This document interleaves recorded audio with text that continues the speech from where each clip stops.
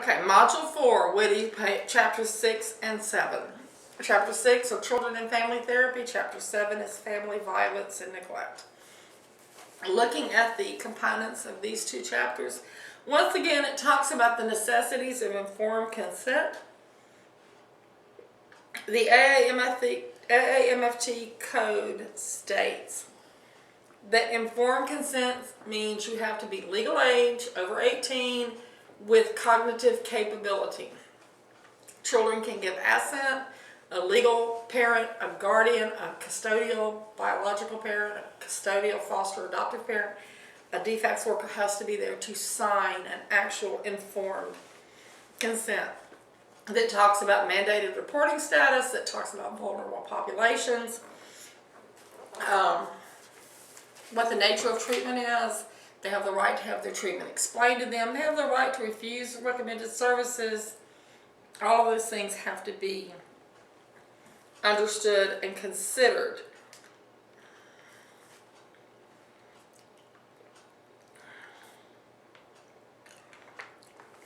On page 105, the client has to have the capacity to consent, adequately informed of significant information concerning treatment, adequately informed of potential risk and benefits of treatment, freely without undue influence express consent, and it's properly documented. It's been stated several different times, but they will say this against subprinciple 1.2. If a person, due to age or mental status, are legally incapable of giving informed consent, you have to get informed consent from a legally authorized person for children, for the elderly, for the disabled, vulnerable populations.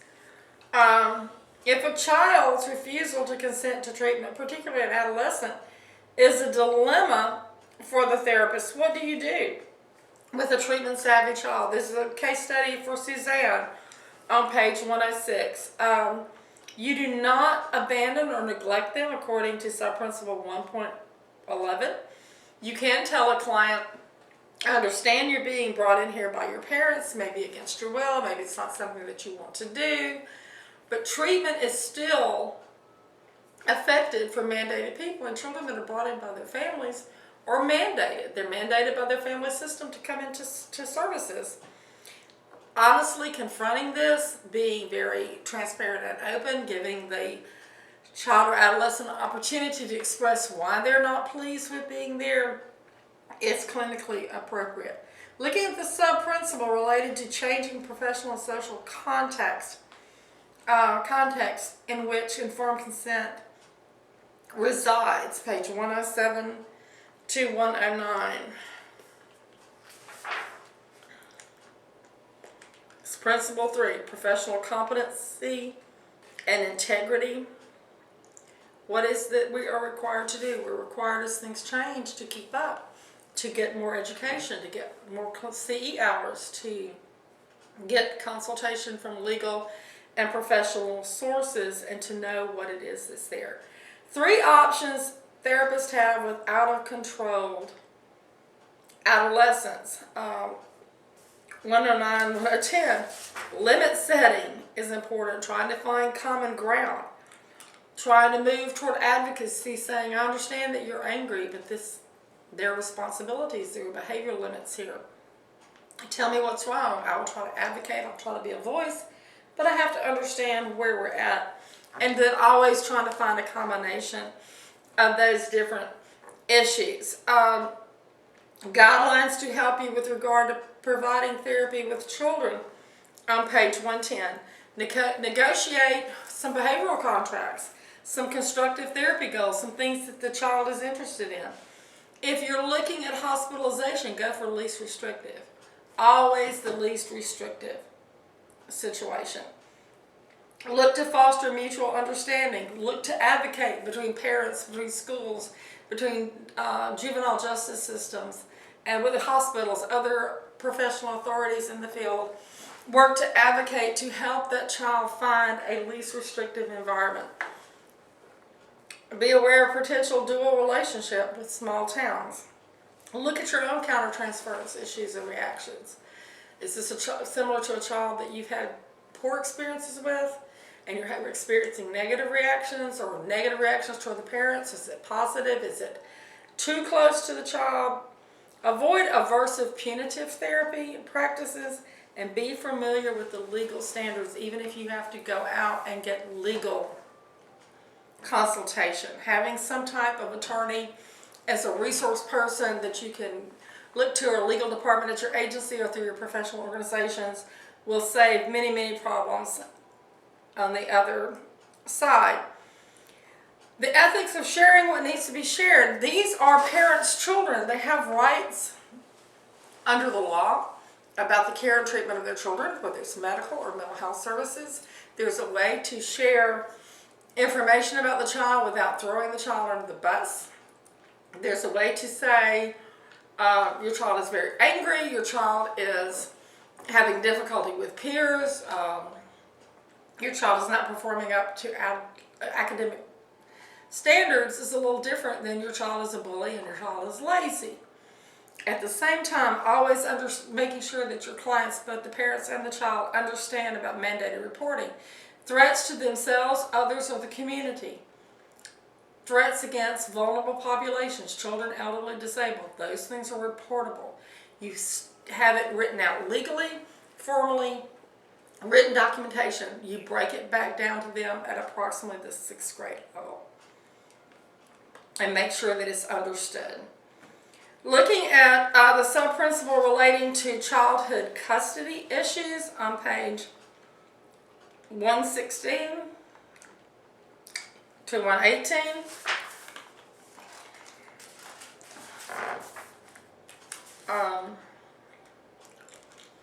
Principle 3.14 states, to avoid a conflict of interest, marriage and family therapists who treat minors involved in custody or visitation do not perform forensic evaluations for custody, residence, or visitation of the minor. They do not violate confidentiality unless there's an issue of risk.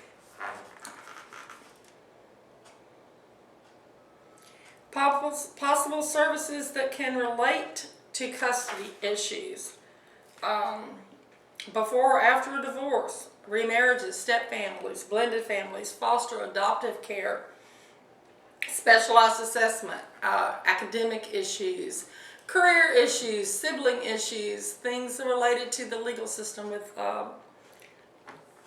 juvenile justice. Any of those things will bring children into therapy. If you're looking at dominating, threatening adolescence, limit setting, behavioral contracts, very clear verbal and written discussion between the child and parents.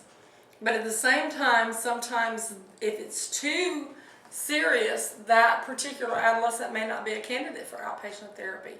And that may be too open and ambiguous for the kind of treatment that's needed. Always go to least restrictive, but understand that levels of treatment go up based on the presenting problem, and that you have to assess for safety not only of the child that you're seeing, the family, yourself, your clinic, your practice, your clients who are there. Looking at professional services a therapist could provide for evaluations for the best interest of the child on page 119. Children deserve love, affection, protection, provision, nurturings, emotional ties. To assess the ability of the parents or the guardians to provide those things.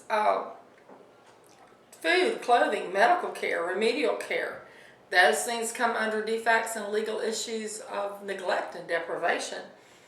The length of a child, the time the child has lived in a stable, satisfactory environment, how to maintain continuity or permanence of a family unit. When's it time for a child to leave home? Is it necessary? Again, going to the least restrictive information. Moral fitness, mental health and physical health of the guardians. Where the homeschooling community, the peers that a child has, as long as they are positive. The reasonable preference, what the child might want to see happen, willingness and ability of guardians to be able to provide that. Whether domestic violence or other kinds of physical, sexual, verbal, mental abuse have been levied against the child, and court orders, defects, case plans that have to be taken into consideration. The sub-principle that talks about the best interest of the child on page 120 is principle 3.1. You have to pursue knowledge of new developments. You have to know what adequate knowledge of and adherence to applicable laws.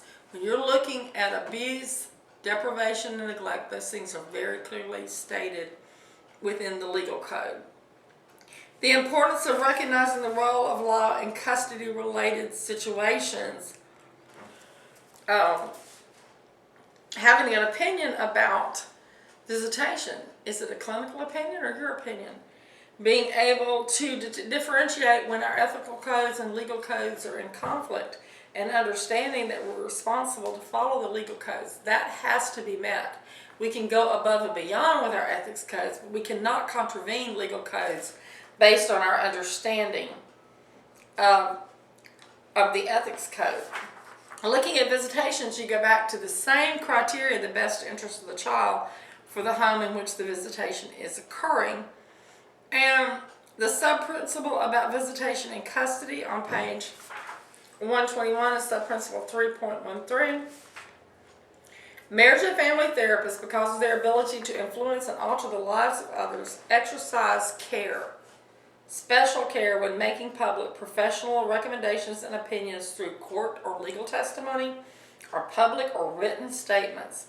We should safeguard the child's need for continuity in relationships, reflect the child's, not the adult's sense of time. A 6-year-old may not be appropriate to be gone away from their mother for a month-long visitation in the summer. That may need to be a week with it broken up by night back at home with the mom. And take into consideration the law's incapacity to supervise interpersonal relationships and limits of knowledge prior to making long-range applications. Looking at terms relating to custody is on page 122. I would expect you to read and understand moral fitness, permanence, mental and physical health, all of the things that are there. Court documents, evidence of abuse, any of those things. Going on to chapter 7 for violence and neglect. The difference between duty to warn and duty to protect. Georgia's a duty to protect state, 1 of 6. Moving forward to duty to warn. Duty to warn states you must have an identified victim. In that case, we are required to meet the law, which is duty to protect, and go slightly beyond that with duty to warn. But the way that you involve a victim is not to incite general panic. Very clearly, very calmly state what you consider to be the issue. An example could be, if you call someone's wife and said, your husband has left this office in a very altered state, he seems to be in a rage, some threats were made, it would be, I have already called the police, I'm asking them to meet you out there for a wellness check. Is it possible that you could get your children and yourself into the vehicle, go somewhere for a safety net, somewhere we might have agreed on prior to, and not be at the house when he gets there until we have time to involve the authorities and perhaps see if he has a cooler frame of mind or other things can be put into place. It's totally different than screaming into the phone, get out of the house, he's coming to kill you. So we as professionals are responsible for being able to make those distinctions. The sub-principle related to confidentiality on 128 and 129 is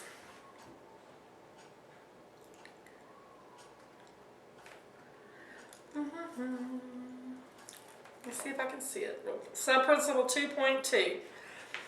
Marriage and family therapists do not disclose client confidence except by written authorization and waiver. One individual written authorization to each individual party in which it is disclosed to. Where mandated or permitted by law, verbal authorization is not sufficient except in an emergency. If your client is being killed or they're committing suicide, do not wait for a written release of information. Confidentiality is not at the foremost point at that point. Couples, families, groups Do not disclose information outside the treatment context without written authorization from each individual. In families, without authorization from each member of the family. Looking at page 127, there is a definition for violence, abuse, dangerousness, duty to warn. Please read and understand this, as well as duty to protect. Duty to protect says it's a reasonable plan of intervention to avert or de-escalate client behavior. Duty to warn is to notify the actual person. Looking at the Georgia Code of Ethics. The Georgia Code of Ethics relevant to reporting requirements of the mandated reporting laws in this state. You cannot be in trouble typically for doing too much. Typically, clinicians are protected against lawsuits for mandated reporting, but you can be in trouble for doing too little. Not just in legal trouble or ethical trouble, but clinical responsibility to clients and to children of clients and families of clients, the community within those kinds of situations. An example of a child abuse reporting dilemma on page 132. DFACS has all of their reporting status online now. If you're not familiar with that, check out dhr.georgia.gov, and click on the link that gives that. We'll see about also uploading a case of that for you. There's a case study with Michael. When you're looking at discipline, spanking is not illegal. Leaving bruises and marks are a different kind of reporting status. Overt physical and sexual abuse is always reportable and usually provable. They're usually some kind of evidence-based. But if you're looking at things like verbal abuse, mental, emotional abuse, those things are much more difficult. Name calling among children, from parents to child, and then they say, well, hey, I was joking, like the case of Michael on page 132. Looking at those kind of things, it's better to report if you are not sure, but you have to remember that if you get a reputation with DFACS as an over-reporter, some of the reporting that you send through may not be taken as seriously. However, err on the side of caution, regardless of which way that you're going. Looking at page 133, a survey of mental health professionals regarding child abuse reporting, 87% stated they would not report every case, even knowing they're obligated to do. 26% believed that they had to maintain confidentiality. Those things are not always appropriate. Just because that is the thought of your peers doesn't mean that that is an ethical decision-making model. Again, consult, find supervision, find legal interpretation, look at the law, look at the ethics codes, look at what the professional literature has to say. Tarasoff. We have discussed Tarasoff in this training already. It has to do with the duty to protect, notifying the victim. Familiarize yourself with that case because that is on the chest. For considerations about duty to warn and protect on page 135 and 136, you need to have a reasonable plan of intervention. Excuse me. In the Tarasoff case, the dean of college was notified. The clinical director of the school counseling center was notified. The campus police were notified. Not the parents of the girl, not the girl herself. And the parents were able to win a wrongful death suit against the school, which gave rise then, in this case, to the duty to warn and protect laws. So you need a reasonable plan. What is the relationship? What kind of control is the therapist expected to have over the client once they leave? Is there clear and imminent danger? Has there been a clear verbal threat and an identifiable victim with a name, somewhere that you're able to go back to the police and say, this is what I think has happened, this is the client, name, address, this is the identified victim, name and address, and ask for police intervention. HIV. HIV is not a clinical issue. HIV is a medical issue. Our clinical licensure does not protect us in this particular state to warn.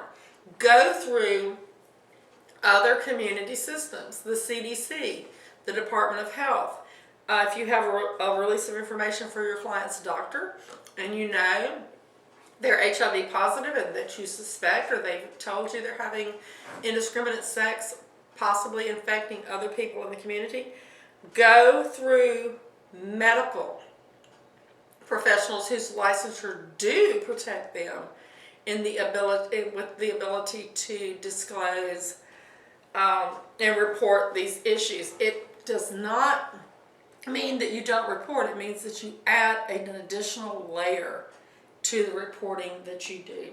And rules around HIV change continuously. Lawsuits around discrimination against clients who are HIV positive are rampant. Seek legal and medical consultation and do not just disclose directly to the person involved. The sub-principle relevant to accountability for perpetrators of domestic violence, page 138 to 140, and particularly marital or sexual victimization of clients, sub-principle 2.2 states, in the content of couple, family, or group treatment, you may not reveal confidence related to others without prior written information. Therapists should consider how secrecy can structure power and maintain ongoing abuse and violence in intimate relationships. Understanding that secrecy is a form of violence for those that are abusing people physically or sexually. Secrecy works in their favor, helps to maintain the abuse, helps to stop the victims from finding help and intervention. Not to be a secret keeper for those families. Not to directly confront someone who may be a domestically violent partner or a parent who may be a perpetrator of child abuse, and then having that go on behind closed doors when you are no longer there to see or to intervene. A model for therapist action when assessing potential domestic violence on page 140, 142. Clarify the threat. Is it clear? Is it vague? What is the lethality? What is the intentionality? Is there a real danger? Is there a specific intended victim or group of victims? What are the outcome results of warning the specified victim? And sometimes you don't have time to have a great deal of time to think about these things, so you need to have your model already clearly thought out prior to being put in a position to have to implement it. What is the client's relationship to the victim? Will the family therapy intervention exacerbate or alleviate the situation? Would hospitalization, would police involvement might be the next best step to protect? Always move to protect the most vulnerable parties in a family or family relationship. And suicidal care. Understand the standards of care. Negligent diagnoses, abandonment of the client, asking the client to sign a do not harm contract just so that you feel like that you're covered legally, but sending the client forth. Involving family members. Clients' confidentiality are not part of the process. If you feel that they are truly endangered, have a protocol to understand and discuss this with your client prior to. If the time comes that I feel that you're a threat to yourself, others, or the community, these are the steps that I'm going to take. These are the people. Have a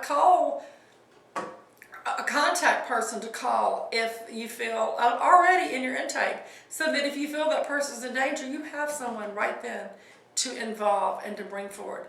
Involve the authorities if necessary. Policemen can always do wellness check. We have the ability to 1013 if it comes down to that. Attempt to try to involve other health professionals, the emergency room, doctors. other people who can confirm the diagnosis and can assist with placement.